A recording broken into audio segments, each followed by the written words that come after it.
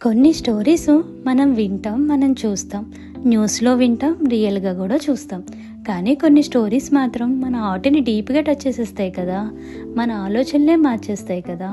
ఈరోజు చెప్పే ఒక స్టోరీ అలాంటి ఒక నిజం.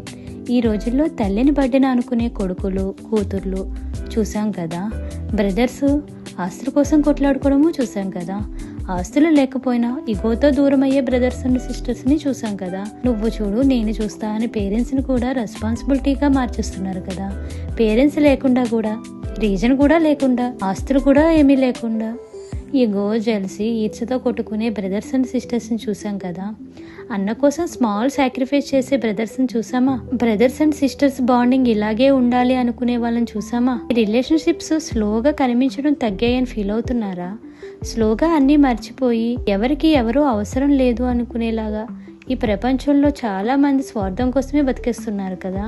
ఒక అమ్మని కూడా భారం అని అనుకునే మనుషులు, రిలేషన్షిప్ అంటే వైఫ్ కిడ్స్ వరకే అని ఫిక్స్ అయ్యే ఆలోచనలు, మనకి కావాల్సిన వరకు యూజ్ చేసి తర్వాత వదిలేసే మనుషులు, ఒక గంట మన ఇంటికి రావాలంటే ఎవరో పోయారని చెప్పే ఎక్స్క్యూజెస్, ఇలాంటి వాళ్ళు ఈ వరల్డ్లో చాలా మంది ఉన్నారు కదా.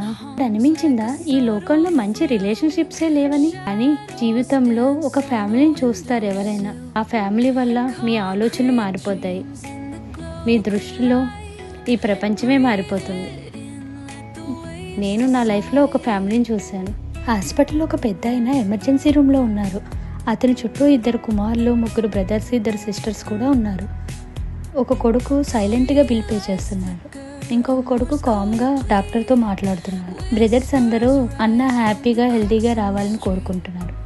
19 ఇయర్స్ మదరు తన కొడుకు ఎప్పుడు వస్తాడా అని టెన్షన్ పడుతూ ఎదురు చూస్తున్నారు. ఇంకో కొడుకు అమ్మను ఓదార్స్తున్నాడు. 2 సిస్టర్స్ అన్న కోసం బాధపడుతున్నారు. అన్న కోసం బాధపడుతున్న సిస్టర్స్ను ఓదార్స్తున్న బ్రదర్స్ వైఫ్స్ ఎలాంటి కంప్లైంట్ లేకుండా బావగారు హెల్తీగా హ్యాపీగా తిరిగి రావాలని కోరుకుంటూ మొక్కుకుంటూ దేవుని పూజిస్తున్నారు. 67 ఇయర్స్ ఏజ్లో అతనికి అంత ప్రేమ ఎఫెక్షన్ ఆ ఫ్యామిలీ ఎలా ఇస్తున్నారు? నేను ఇలాంటి ఫ్యామిలీని ఎప్పుడూ చూడలేదు. 6 ఇయర్స్ నుంచి ఈ ఫ్యామిలీ నన్ను చాలా థింక్ చేసేలా చేసింది.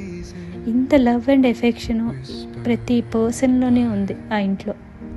చిన్న చిన్న సాక్రిఫైజెస్ కలిపి ఒక స్ట్రాంగ్ బాండ్గా ప్రేమను పెంచాయి.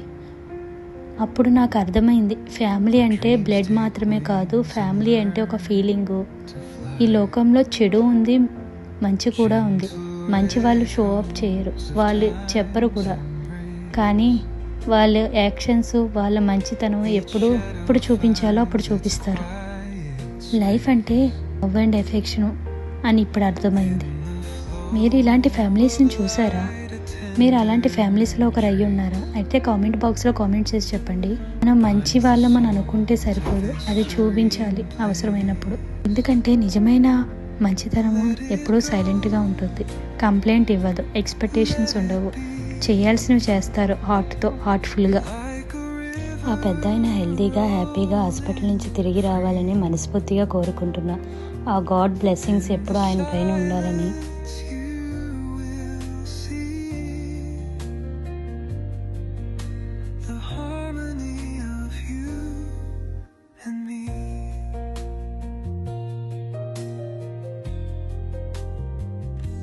Stars align, they softly hum.